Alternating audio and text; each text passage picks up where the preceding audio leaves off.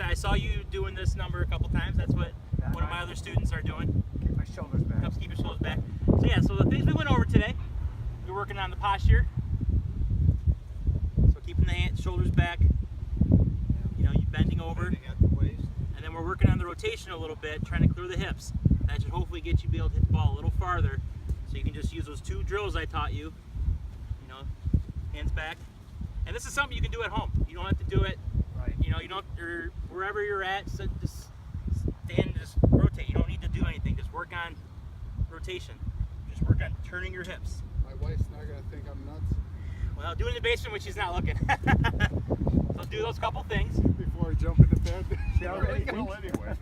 So then we also want to, so another drill when you're out here practicing, just keep those feet together and just kind of work on that. You know, like I said, you can even just go back here to here, just on a couple of them, just to try to hit the ball in the center of the club face. So we want that club face to be square at contact, at impact.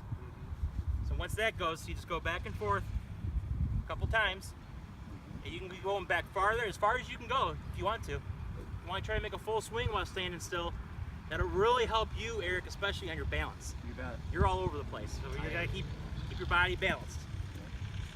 Then you can keep. I always go open a little bit more. I used to do it like three steps until you get to your final position. And then you just do, and you're just working on the same thing. And you can even do that without a golf ball if you want to just try to see what it feels like in order to, you know, to control your balance, trying to keep the club face square, coming down on it. Everything sound good? All right, I think we did good today. I think that's, Yes, sir. you guys working on those things? Mike, I have a question on, you know, going to the range or a practice session. Do you recommend, you know, just staying with one club and, you know, or It depends on what you're working on. Okay. If you're just concentrating on your driver one day, I always like to use like a small wedge or something just to loosen up, get myself going. Yeah, so, you know, like a pre-round loosen up is a little different than a practice. Yeah, practice session, you want to try working on a couple small things. You don't want to, don't clog to your do brain too up with, much you don't want to work on the full whole game.